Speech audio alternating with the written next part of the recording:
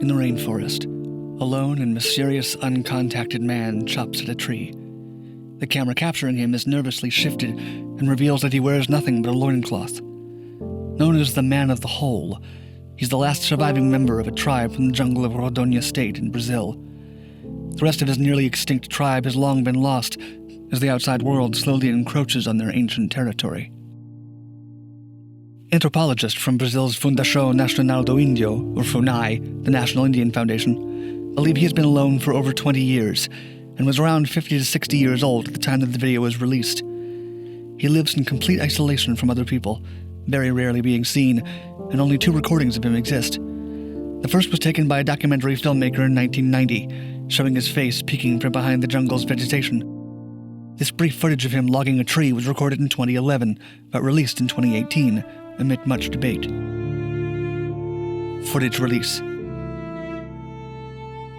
The Fundação Nacional do Índio first confirmed the man's presence in the jungle in 1996. They attempted to contact him, but he was unwilling to interact with the staff of FUNAI. In fact, in 2005, he wounded a government official with an arrow. Now the members of FUNAI not only respect his lifestyle, but work to preserve it. Aldair, the coordinator of Brazil's Guaporé municipality, FPE, has stated that, quote, "We always know more or less which stream and which part of the indigenous land he is in. We monitor him from afar." They continue to monitor him by following his footprints, logged trees, traps for prey, and farming spots. They also leave tools and seeds in his path to assist him. In 2012, FUNAI found fields planted by him containing banana trees, maize, potato vines, and papaya trees, all believed to be from what was left for him. After recording him in his natural habitat, FUNAI debated whether to make the tape public, as it could not possibly obtain consent from him. In the end, it was concluded that the potential public good extracted from awareness and support for conservation and protection efforts outweighed the damage of sharing the footage without permission. In an official statement, Mr. Aldair commented that, quote, "This man, who is a mystery to us, has lost everything, his people, a series of cultural practices. Yet he has proven that despite being all alone in the jungle, it's possible to survive and resist joining mainstream society." Amazonian tribes. The unnamed tribe the Man of the Hole belonged to has been one of the many to suffer at the hands of settlers and industrial development in the Amazonian jungle. More than 100 other isolated tribes have been found to be at risk of disappearing with increasing logging, mining, and farming activities. As reported by the NGO Survival International, the biggest risk is indigenous contact with new diseases. Around 50% of a tribe will likely succumb to foreign illnesses within a year of first contact. Many of the remaining tribes have fled their original lands to escape the noise, pollution, and machinery that threaten their way of life. They've also been forcefully relocated by incoming ranchers and workers who seek to exploit the resources in the area. The Tanaru Indigenous Reserve, where the man was recorded, is surrounded at the borders by both loggers and ranchers. FUNAI is constantly fighting to keep him and members of other tribes safe from trespassers, but has struggled due to budget cuts and restrictions. FUNAI has been forced to close a number of monitoring stations, with some of their outposts facing attacks by industry workers. One of FUNAI's most successful expeditions into the Rondônia section of the Amazon rainforest revealed an archaeological site in a clearing with several ruined huts, which are believed to have been destroyed in an attack by ranchers in early 1996.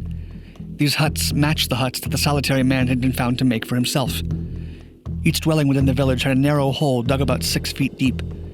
Before then, researchers had believed that the man dug holes as traps or as a hiding spot, but this discovery hinted at some sort of religious or spiritual meaning behind the holes. The Tanaru Indigenous Reserve.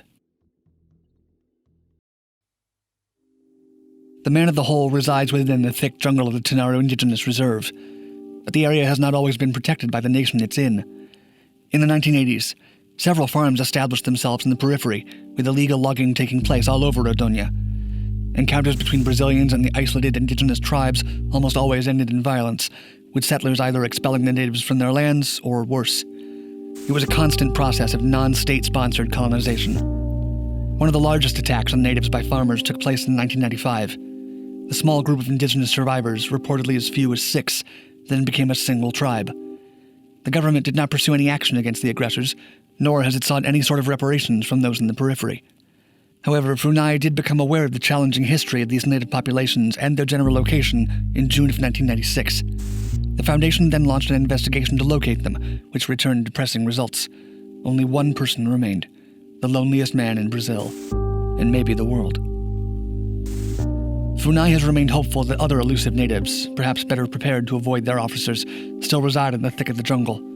With support from Brazil's agencies, CGIIRC and the CFPEs, Funai oversees the isolated tribes of Brazil, working tirelessly to guarantee their complete freedom and ability to perform traditional activities.